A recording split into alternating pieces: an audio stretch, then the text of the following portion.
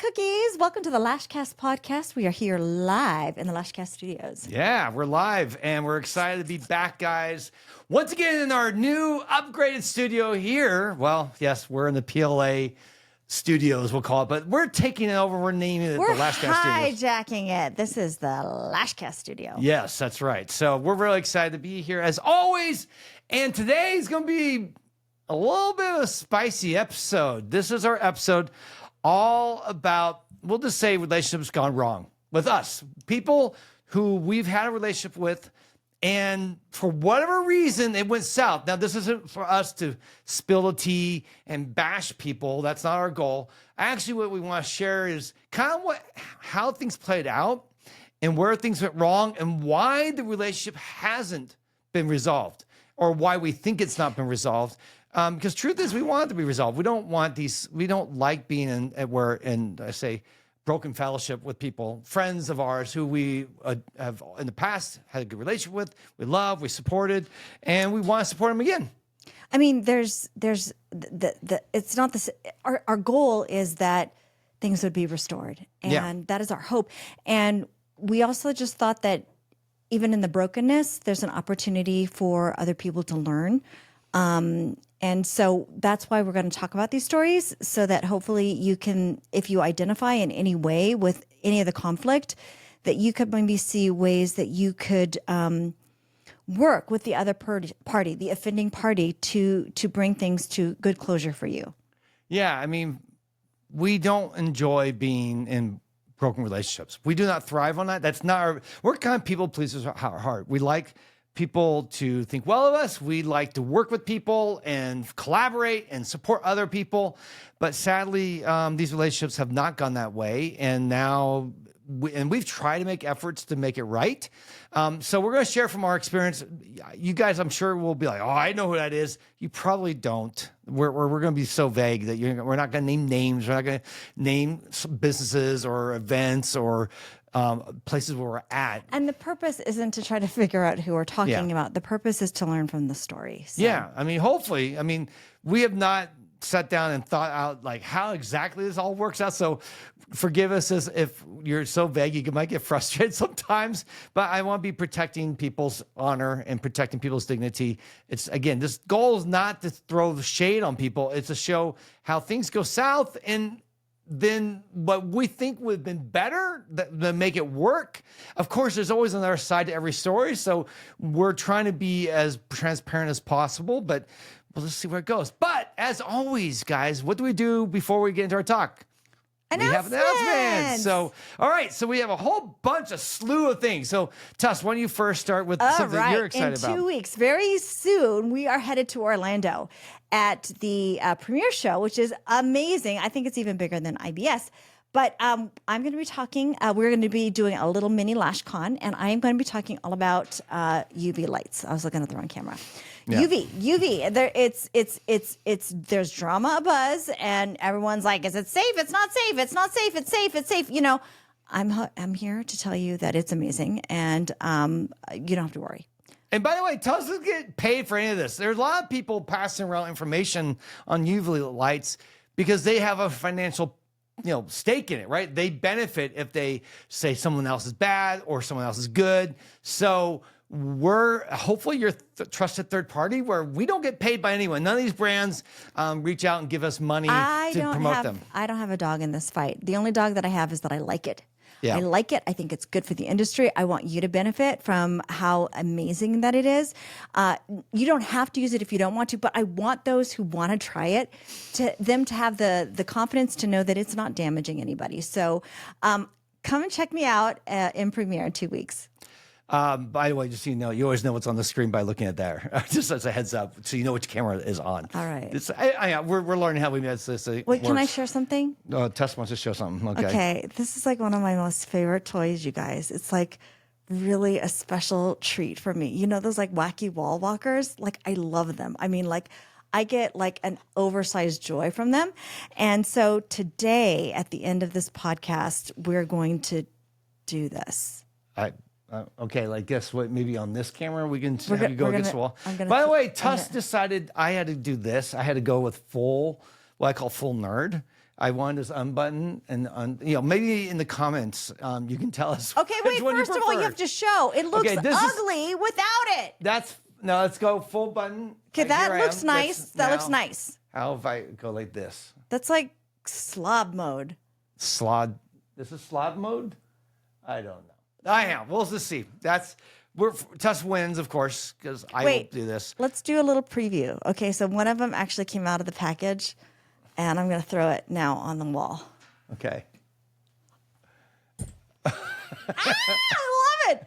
It's super sticky. We're just going to keep it there. It's just over the period of the podcast.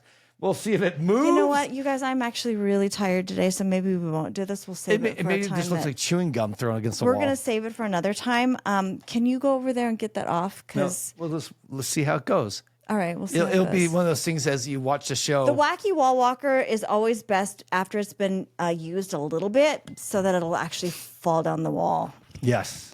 I get so much joy out of these things. It's not going anywhere, but we'll see. We'll see. Just watch as it goes, and maybe when it's on, the camera's on Tuss, I'll run over there and I'll remove it down. All right. Okay. Anyhow, so yes, we have the premiere show coming up. On top of that, really 2 weeks after that, we have the chorus. Tussy and I are going to be the MCs of all things. I was shocked. We spoke last year, and this year they didn't want to speak again. So they said, well, we'll give them at least the MC role, which is really still quite an honor. We're excited. We're going to bring our A game and have some fun and be looking forward to see you there. I know they still have tickets on sale. So if you want to come and hang out with us, an amazing lineup like Maddie, who else is there? Ashley from PLA. I know Lashbox LA, Nikki's going to be there. And I think Reb, is the other person. I think Reb's speaking everywhere. So most likely. Yeah. What about IBS? We are going to be at IBS too. Mm-hmm. Yeah. And that IBS is going to be, my note says here, 21st to the 23rd. And who's speaking to us? I'm speaking. I'm going to be talking about TAD. I'm going to be talking about how you can bring TAD to transform your existing business, whether you are a makeup artist or a lash artist or a hairstylist. You can add DIY lashes to your repertoire. We also wanted to give a shout out for a competition actually that's coming up. It's called the Beauty in the City, or BIYC Awards. That has a nice ring to it. Yeah, I think. BIYC. It sounds like bring your own coffee. I don't know, bring your own, whatever it is. But anyway, it's not. It's an awards thing for you guys. And there's like 25 categories, I think. Our friend Jen is hosting it. And it's going to be on, actually, let me make sure. Getting noises on my computer because it's actually, sadly, wasn't on silent mode. So anyhow, now it is. The award show is going to be in Florida on November 8th. So it's after LashCon when nothing else is going on. So it's a great chance. You can nominate yourself. You can nominate a friend. There's tons of categories, from lashes to influencer to business to salon, all sorts of cool stuff. So if you go, we'll have it in our show notes. You go in the show notes and you can right now go register or find some friends that you love and get them nominated. And then there will be a winnowing process where they select the top 5, and then people will vote on the top 5 of each category.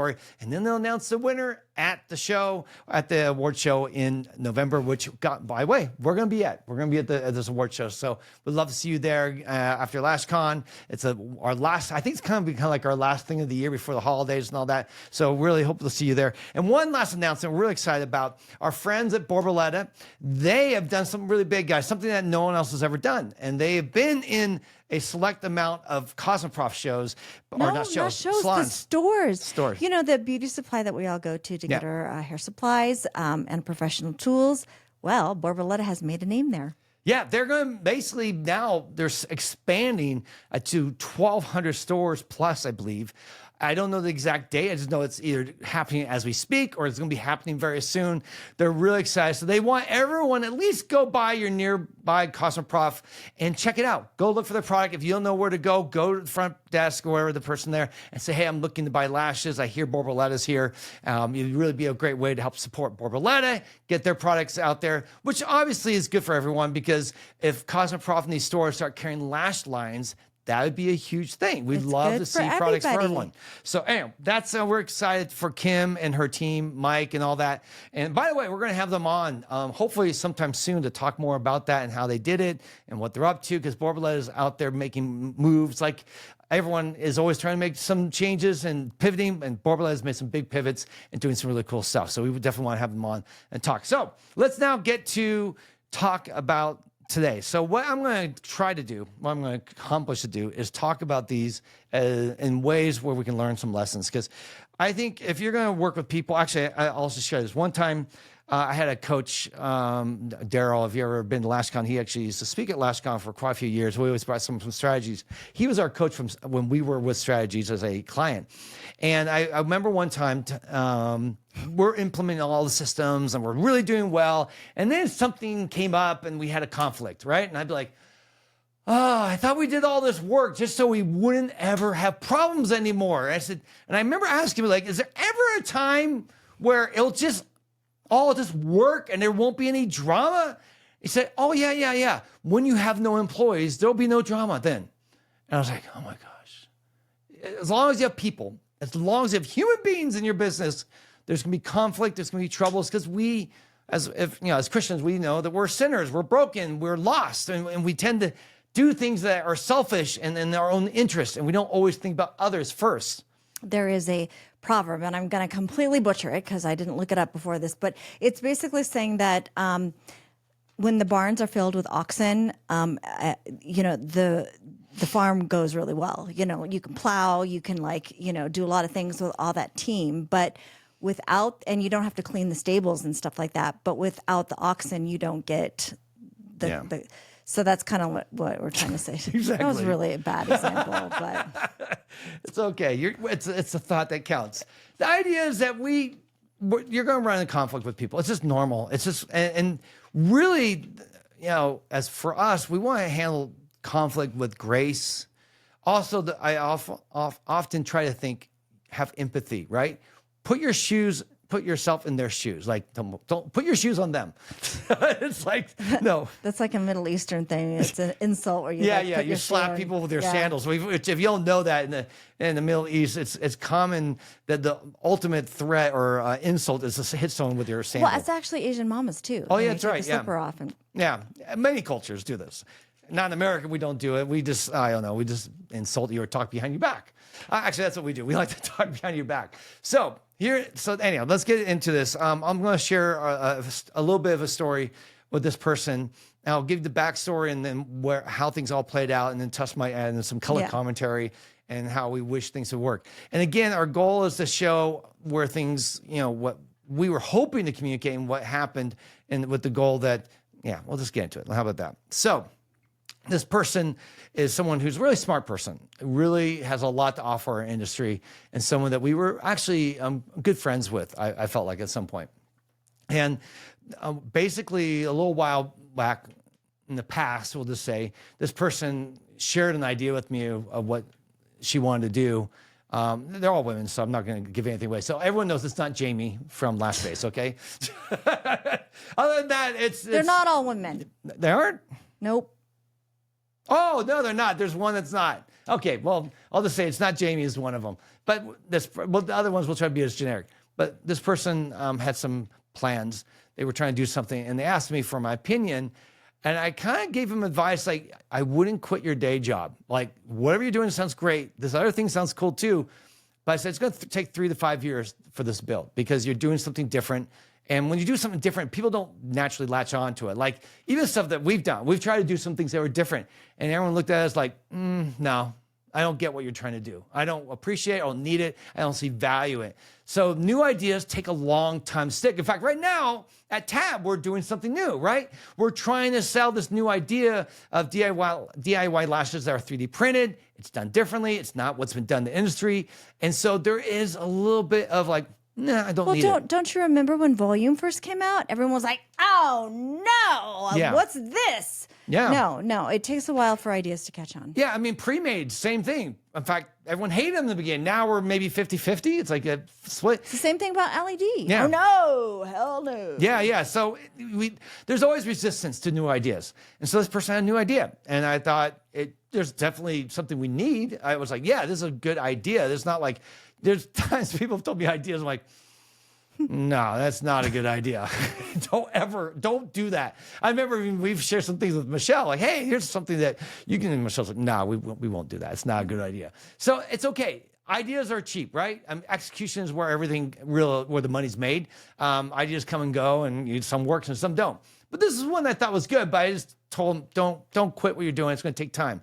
Well, this person and us made some introductions. We made some new relationships. We looked into doing some partnerships, and basically nothing really worked out the way we wanted, as far as what this person wanted, and I think even what we wanted. There was assumptions were being made, and when it all played out, the person pretty much cut us off and never wanted to deal with us again. I think that you didn't explain it all that well. I know. I kept really generic. Okay, so basically, when you shared your professional opinion, it wasn't welcomed. It was not welcome. It was seen as hurtful, and it was painful for her, and that's when the relationship began to break down. Yeah, I mean, and here's where our heart was. When you care about someone, you're for them, and they're doing something that you say, well, that maybe isn't in the best direction you should go, and because they're asking for feedback, I'm going to give you feedback. And this is something in my life I've been told many times they've been hurt by it, because I love them and I want them to succeed. So I tell them the truth. Now, the problem is we live in the industry that's very people pleaser driven. So a lot of times people don't really want to hear the truth. They just want to tell you that you're great, go for it, you're awesome. And that isn't always what we need to hear. I mean, if you've been to LashCon, you guys know at the end of LashCon, I'm really upfront about, please, toast to me, right? Really give it to me straight. I need to hear, and I do almost after every LashCon, I cry. It's painful. It's hurtful because, I try my best and I fail in some ways, or I missed a mark, or I'm off on something, or misunderstood and something got misrepresented, whatever it is, something didn't go right. And I have to make it right and go back and fix it. And that's painful, but I know it's the right thing to do. And so with this person, when I said, well, I don't think the idea is good. I think it's going to take a long time. So don't quit what you're doing. You're going to need to keep working on this other stuff while you build this new idea up. It's going to take time. And this person did not want to hear that. They were basically already made their plans. They were going to do this. They're going to quit this. They're going to move on with this. And that was really hard for them. So here's another proverb that basically wounds from a friend can be trusted, but an enemy multiplies kisses, meaning that sometimes people just blow smoke and they're telling you what you want to hear, but they're not really doing it for your best interest. I only know sometimes it's best interest. I think sometimes it's just purely they want to make you happy. And they think, oh, but if I say something negative, it's going to make you upset. I don't want to make you upset. So I'll just tell you what you want to hear. And while that's kind in motivation, right? They're trying to be nice. It's not kind in helping you with your business, because your business needs the facts. It needs the truth. And there's no emotions. Businesses are emotional. They're literally just driven off reality, right? So you could hope things work out, but business in the end is really going to be about numbers and certain things happening and working. So let's talk about what happened when we realized that there was an issue. There was a break in the relationship, that there was talk that this person's mad at us, and we were like, okay, I think let's work on this. Let's address this. Yeah. So, I mean, part of it was we reached out and met with this person and tried to at least begin to rebuild the relationship, hoping that, well, if they see that we're investing in them, that they'll see value in that. And we thought we made a good turn. Like, okay, that went well. We went out, we ate together, talked. Okay, maybe we were on the right path again.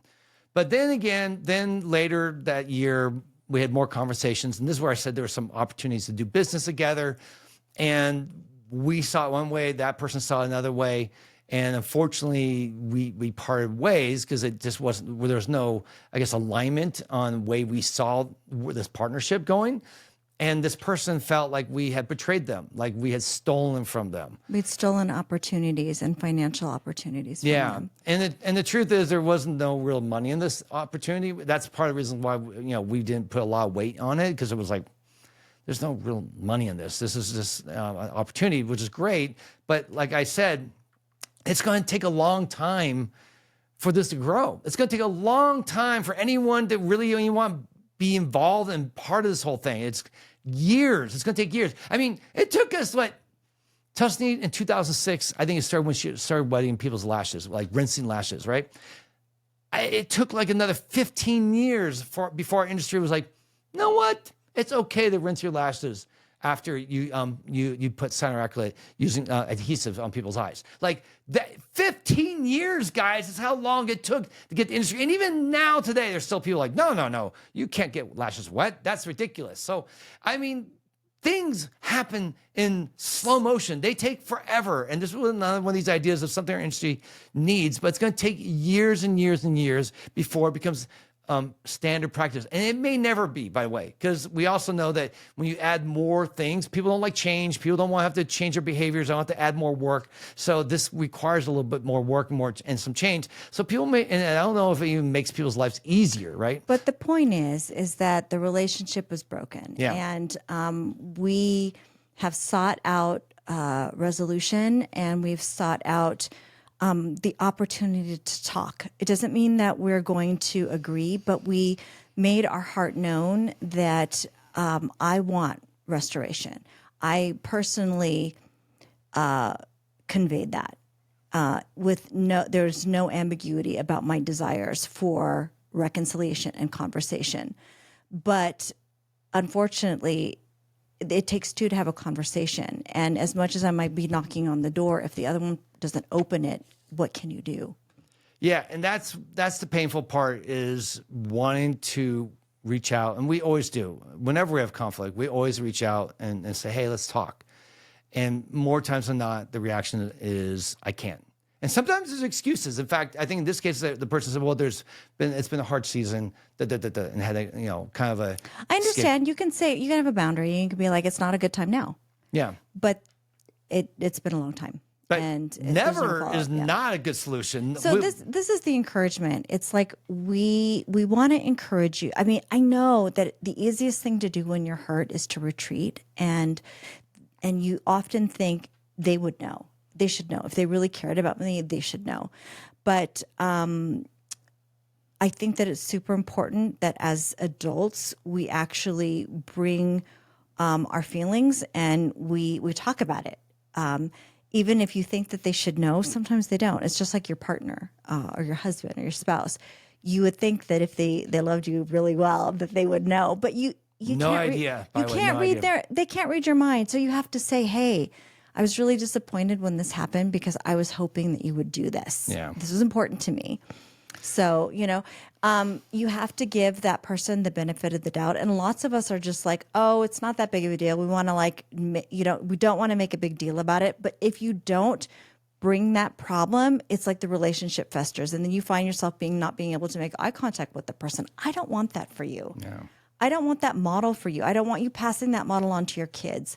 I want your kids to be like, if they have a problem, they go to the person who has the issue and you work it out. And so what I want you to do is I want you to embrace not feeling good and just saying, okay, this is going to feel really uncomfortable, but I'm going to go and be a big girl and talk to the other person about it. What are some reasons why people don't? I mean, I think, well, let me, before I get to that, which I think is a good question, is to talk about, no, I was tracking with you, and then the other question threw everything out. All right, let's move on. Let's move on to why do people don't. I think there's multiple reasons why they don't. I think one of it is because they don't know what to say. This is fear, right? We tend to get scared when there's a conflict, and it's like people don't want to confront that because it can be afraid, it can be painful. I know what I was going to say this is where a little bit of self-awareness is really useful. If you're really self-aware and you can look at yourself and see what you did to contribute to the problem, this would really help. Like, I understand with this person that there were certain things that we did where we didn't communicate as well that left a little area Ambiguity. of ambiguity. And because of that, they assume the worst, which, I think most of us do. Most of us tend to, you don't know all the information. We just assume the worst. Like if you get a text and it says, Paul, I need to talk to you. Oh, wait, now how about the one where Fiona, our daughter, texted and you said... She was trying to reach me and I said, there's an accident.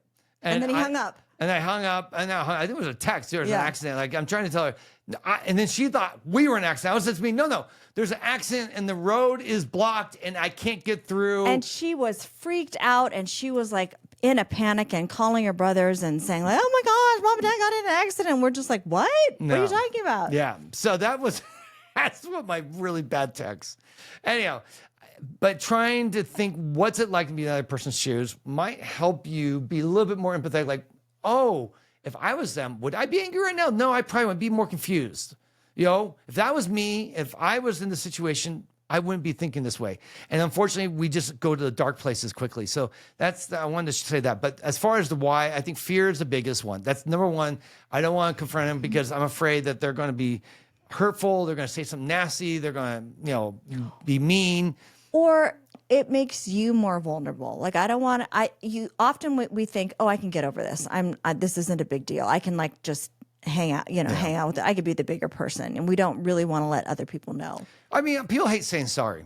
I've had people in my life. I don't think I've ever heard one apology ever. Like just never apologize, and that's odd to me because I actually think apologies are a superpower. By the way, you can fix so many things by just saying, you know what, I'm wrong, or I messed up. I didn't intend to, but unfortunately I messed up, it looks like, and I'm sorry that happened. I did not want to hurt you. I did the wrong thing. And sometimes it's just plain out, I did the wrong thing. In fact, I intentionally did because I was upset. There's that type of humility, by the way, goes so far to be able to fix things. And I think a lot of people we have egos, right? We have pride. It is a superpower. I have to say that you're much easier and quicker to say I'm sorry than I am. Yeah. I mean, when we were first married, I didn't say sorry for years. It was years, guys. I mean, maybe even 5, 7, 8 years. I would use even the practice of like bringing up old things. And remember when you did that? Remember when you did that? And it's like, oh my gosh. Yeah. No. Yeah. So I've grown. Yeah. Tuss has grown a lot. I mean, this is probably your biggest area of growth, actually, I think. I used to hold grudges. Yeah. I used to be very, I held on to crap. Yeah. I was that person that didn't talk. Yeah. I was like, and then I withdraw. I was this person, and I don't want that for you guys. So I think the fear, I also think not wanting a pride. I think pride is the other one. So fear is the first one. Pride's the other one where I didn't do anything wrong. Well, if the relationship's broken, it's almost 100% guaranteed that both of you did something wrong. Rarely is a relationship broken because one person's a saint and the other one's Satan. It's just not the way relationships work. Usually, in fact, I've heard this about marriages and divorces. Usually, one person loves to paint the other person like, oh, they're evil. They're always bad. But after I talk to them, especially some of my good friends who've gone through divorces or close to it, eventually be in the seat, you're kind of contributing too. And they're like, yeah, I kind of contributed. I was kind of checked out, or I was just doing this or that. When we struggled, it could have been easy for me to demonize Tuss, say, oh, it's just all her. It's just all her. But and I did initially, I really did. When we first struggled, I was just, oh, my wife's the one that's wrong. But it wasn't until a year or two of through some counseling and through some close examination, through, I think, prayer and just being self-reflective. And being confronted. Yeah, and being confronted, that I realized, no, I'm contributing to this hot mess that's our marriage right now myself. It's not a one-sided road. One-sided issue. There's both of us. And so, as I say, it takes two to tango, and I think it takes two to wreck a relationship. And rarely is this one person. So when something like this happens, that's the ego. And I think people need to put their egos aside and say, look, I used to really like this person. I thought we thought the same. And I know I liked working with them in the past. So can we maybe find a way to find common ground to work this out? So let me put my ego aside. I know I'm upset, but I know that they were for me. I think they're against me now, but they were for me at one point. So maybe if I just give them a bit of grace, and this is the solution, I think, we got to extend each other grace. We have to give something that we haven't always earned to the person who we're trying to work out. If we want to resolve the conflict, we want to fix that, then we should probably be willing to sit down, talk, and work through this issue and give them a little room for the benefit of the doubt, right? That's if you want. Now, some people are like, I worked with them. I never want to work with them again. I hate them. I'm done with them. Boom. I don't care. All right, so be it. And move on with your life. I think that's a sad way to go because you're just burning bridges throughout your life. And maybe at some point you're going to look around, you're going to have no bridges with anyone because as soon as someone wrongs you, you just cut them off and you move on. I don't think that's a great way to live one's life. I think a better way is if something breaks, something happens, you don't burn the bridge. You go back and try to fix the bridge and go back and redeem it. And the reason why is because you develop the skills about being resilient. You develop the skills about being a peacemaker. You develop the skills about humility and sacrifice. You take that on yourself. And when you develop those skills, then you're able to be a leader in whatever sector you're in. You can be a leader to your children because now you are mirroring the behaviors and the attitudes that you want your children to have. So, yeah, I mean, I think most of us, when we get to those end days, we want to look back and see that we were someone that was loving, someone that was kind, someone that was forgiving, someone who built relationships and helped encourage and lift others up. Didn't just throw everyone in the trash because, you thought they screwed you. Peace out. Peace out. Yeah. Okay. Now, new side of Tuss. We just surround. I just think it's one of those things that we just lost our G rating for our podcast. But that said, I forgive you, by the way. Sorry, guys. Try to keep it clean. I just think that this is, something that could help us resolve so many of the conflicts and struggles that we have in our industry that so many, I mean, this happens all the time. I know so many people in broken relationships because of our position where we're at. It's happened more this last year. And I think it's happened at any time where I just feel like these rough edges and rough encounters with people. And I think it's because, when you talk to a lot of people, you have more chances for error, right? You have more relationships, you have more connections, you have more people you're dealing with. There's more chances for something to go wrong. So for us, we've had a few this last year. And it's painful for us because we never intend to do this. And every time we hear something, a whisper, someone's not happy, I always reach out. And so maybe we'll just share one more, and because I realize otherwise this will be like a 5-hour episode, and we don't need that. But I'll try to think of another one that was insightful or at least interesting. This person was someone that was involved with LashCon, I'll just say, and this person has been part of our, it's come for at least I think 2 years, 3 years, and they basically this last time felt like they didn't have a very good experience. And one of the things I'm really grateful for is I do send out a feedback form that allows people to give us feedback. So we have one for sponsors, we have one for speakers, we have one for volunteers, I have one for staff, and I have one for attendees. 5 surveys is what I send out. It's pretty much the same survey every year. I may tweak it a little bit, but for the most part, it's the same thing. And I send it out to these 5 unique groups because these are really the 5 groups that are at LashCon, and each one gives me, I don't do, I've done anonymous, not anonymous. I've decided to go with not anonymous because if there is a problem, I want to be able to reach out and talk to you. Because one year I did anonymous, and while it's wonderful because people can feel freely to talk without any fear of repercussions, I've never attacked someone who shared me the truth, right? If someone, or what's happened to them, I've never been like, well, you suck, and I don't understand why you'd be like that, and get over it. I've never been like that. I've always been very much like, okay, that's hard to hear. I'm sorry that happened to you, and I will apologize if I feel like it's something I've done or the staff's done. And then I say, well, let's see how we can rectify. How can we fix this problem so it never happens again? And how can we make it so that you feel comfortable at LashCon? So this person shared a whole bunch, and I believe decided to get a few other people to write comments that were negative. I mean, every year we have a handful of negative comments from LashCon. Generally speaking, I think it's our 95% of the people who write give us positive feedback, but there are always some. You can't bring 1,000+ people to an event and expect that all 1,000 will walk away happy. So, but it was hard because I could see that this person, because I kind of know their friend group, had kind of gotten other people to also pile on. Poison the well. Yeah. And what was interesting is there's two reactions. So this one person I reached out to, and I was like, I emailed them, and I believe I voice message or texted them. and said, I got the message, and it's heartbreaking to see that we missed the mark with LashCon, but I would love to talk and converse with you and so forth. No response, nothing, silence, both email, text, nothing. Like, it's like I had died. So then one of their friends who also wrote a kind of a negative review, not a bad, really horrible one, but kind of like, not great. I reached out, and actually she said, yes, I'll talk to you. It was wonderful. And this person is they're both sweet people, but one recoiled back, I think, again, fear, pride, all these other things that are about, pushing people away.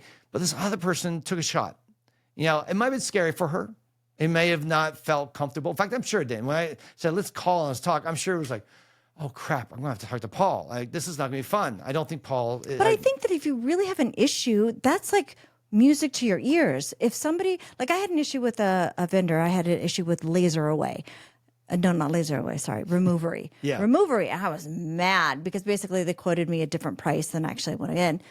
And when they reached out to me, I was thankful. I was like, let me tell you, they listened to me and they resolved the issue.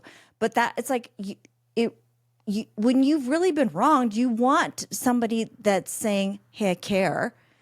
Let me fix this for you. Yeah. Yeah. And I think that's why this person was happy when we talked. She saw in the right light. She saw this as a chance to educate me, and she did. She taught me told me some things I didn't see or hear or know about LashCon, and actually affected how I kind of planned some things for this year. So it was definitely helpful. And I also think at the end, she felt heard, like validated. I didn't argue with her. I didn't say, well, get over it. I don't understand why you have problems. It's obviously your problem. It's not my problem. I own everything, and I take as best as I can the ownership on these things.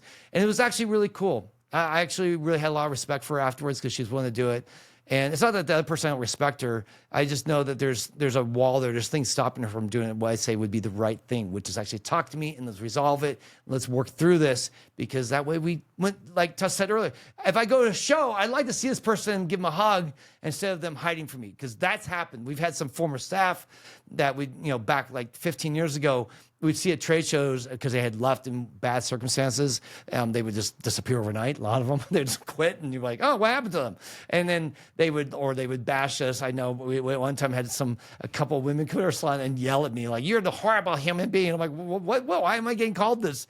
Because they'd been told all this stuff from one of our former employee, and they decided they were going to go stand up for her there. So I mean, but then next time I see them at a trade show, they scurrying around like rats. Yeah, they're just like, I'll send people to attack you, but I'll never, ever look at you in the eyes again and talk to you, which is very sad to me, because maybe if I did do something wrong and they could explain it to me, I'd be like, oh, you're right. I can see why you feel that way, and I'm sorry. I really sorry. But I don't know. I guess people don't expect me to apologize. I guess they expect me to attack them and belittle them publicly or something, which is horrible. Why we don't use names here. We're trying to use this as a learning opportunity for those on a way to go about resolving conflict.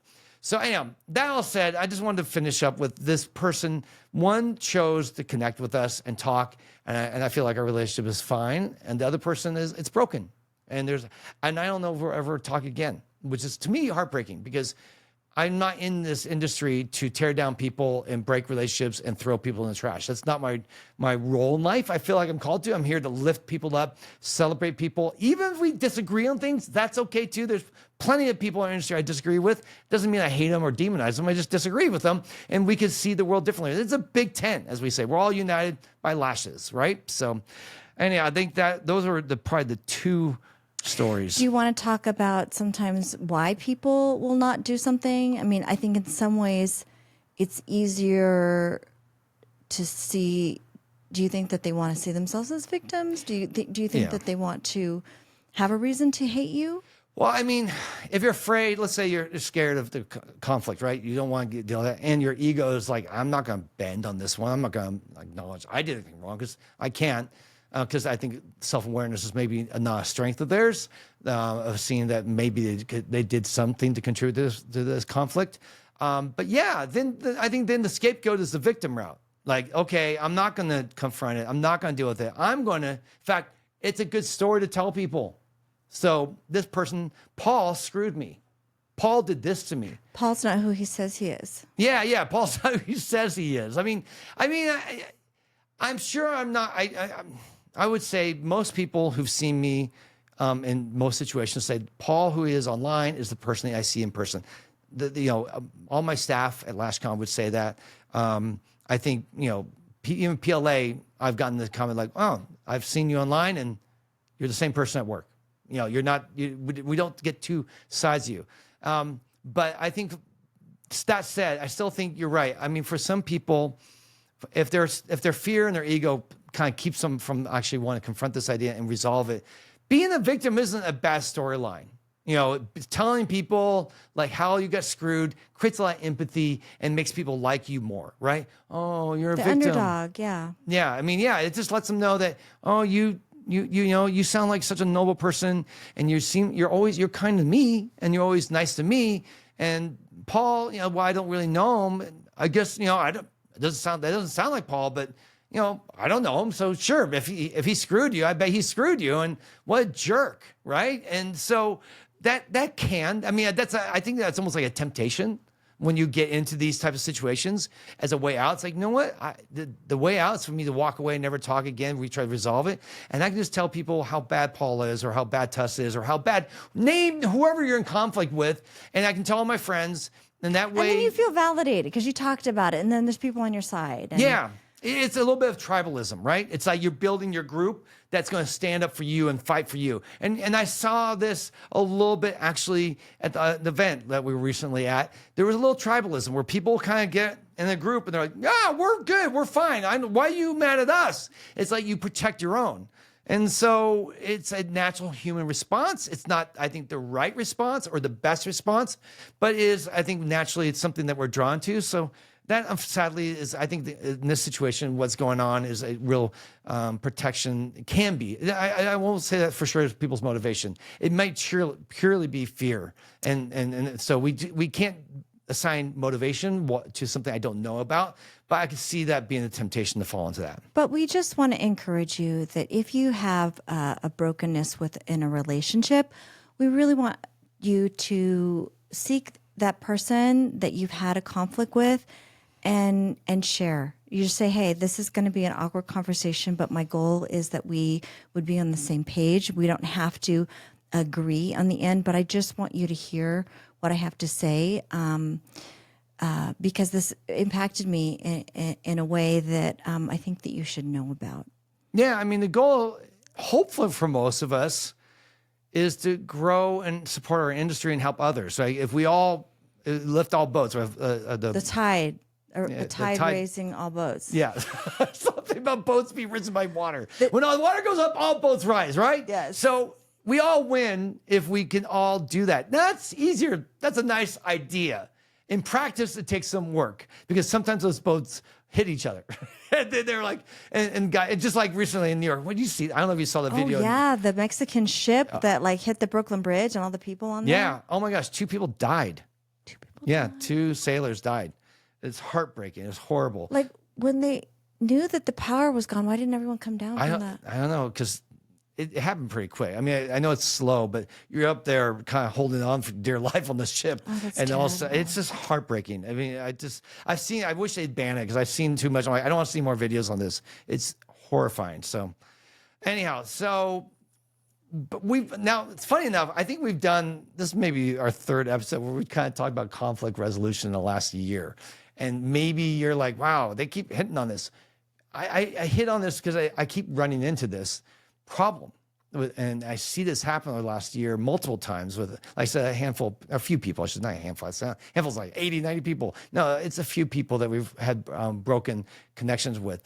And if it's happened to us, it's happened to everyone. Like I don't believe I'm somehow the only person in the world in the lash industry that's rubbed some people wrong or had a broken down relationship. I believe this is part of what it is the human experience. This is endemic to the human experience. Yeah, it's just part of it. So I just would like to.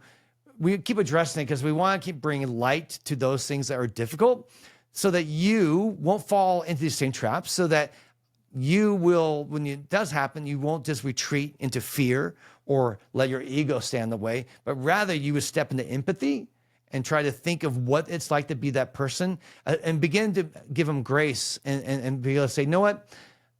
My instinct, I want to just punch them in the face, but instead, I'm going to realize that they're probably struggling with something. Maybe they're having a bad day. Maybe their life's not going well right now. Maybe they're going through a divorce, or maybe someone died, or maybe their business is struggling and they're just reacting out of pain and anger and fear. Maybe there's other things happening here, and have that empathy so that maybe you can be the one that reaches out and says, you know what? Can we talk? Don't just do it through text. I would call and leave a message and say, hey, I just want to talk and share and see if we can resolve this, because I know that we've had a good relationship in the past, and I think hopefully we can have that again. But right now it feels broken. And I don't like the way I feel. And then I'm assuming you don't like the way you feel either. Let's talk. And I would love to see people coming to LashCon, coming to Lash Boss Summit, and reconciling, right? Maybe that's where you can have that drink with them and go, you know what? This last year was a rough one. And at one point I hated your guts, but you know what? Now I don't, because I realize we're both in the same boat. We're both just trying to survive. We're in this thing called life, and it's not an easy thing. It's a beautiful thing to see. I have a friend that happened to. She went to somebody that had long been a villain in her story and talked about it, and there was reconciliation and there was freedom. They thought the person didn't do anything, but it was important for the offended party to express that. And so, I don't know, I really encourage that. Yeah. I think really, I'll say another reason, as you're talking about, I think TV encourages this, and I think social media encourages this. We like drama. You know, we love watching a train wreck. Like, you know, if you see something online, you're just get the popcorn out and just start eating and watching, right? It's just so much fun to watch other people's lives go up in smoke. It's sad, but it's one of our dark sides, or I think our broken sides, that enjoy that, because at least I'm not them, right? Their life is worse than mine right now, so we kind of enjoy that. So there might be a little bit of this idea of, once we get into one of these dramas, that it's kind of fun, and not in a weird kind of perverse way, to be part of this drama and be able to talk to friends about it and tell them, you know, all this stuff. So I don't know. I would love to see us Let's rise above the fray. Let's not give in to those temptations that bring us our baser level of being a human. Yeah. Let's aspire to being the heroes for our children. So, all right. Well, that's it for this episode. So we're going to do right now our wacky Wally check. Let's do that. I don't think it's gone down at all. Wow, that's horrible. It just means that it's brand new. So we'll have to dirty that so we have wacky to wall. spit on it and rub it on your hair. Yes. So next time we'll do the wacky wall wallies, and we should have a lot of fun with them. Yeah, we'll be. And otherwise, guys, please, last thing. Tuss, we didn't say this earlier. You have your own page, your Instagram, yes. Life with Tuss. It's called Life with Tuss, and I'm active on social media, and I'm posting and I'm making things, and I'm actually responding. So reach out to me there. She's actually responding. I am. I'm actually doing her, it. but she's getting taken good. years for me. You guys who've been following me know that it's been hard for me to do. So Life with Tuss, check me out. It'd be awesome. I'll be a friend. We will. Yeah, go check her out. It's really fun. She's actually surprising everyone. I mean, everyone thinks she's surprising everyone. Yeah. Everyone's watching. Oh my gosh, it's so much fun. I know I'm like a proud father. I feel like I'm just like, oh, look at my little girl. She's grown up. She's like all of a sudden this Instagram, really fun, wacky, silly, playful Tuss that if you guys know her, you know her. She's a joy to be around and has some really fun videos. So yeah, go check it out. Well worth it. That's all we have for you today. So thanks for hanging out with us, and we'll see you again real soon.